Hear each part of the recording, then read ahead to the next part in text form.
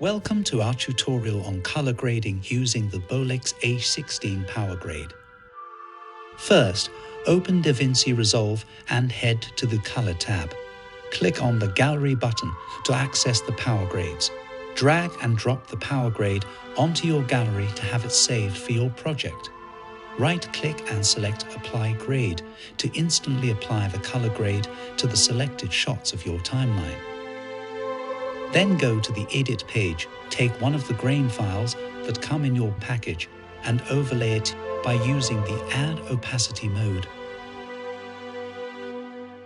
Then return to the color page to make sure that the color space transform fits your camera settings. Click on the CST node and modify its settings if needed. You can also activate or deactivate the effect of a node by pressing Command D on a selected node. Be aware that some effects will need some tweaking to fit better your shot. Experiment with different grades for your projects and have fun. Thanks for watching.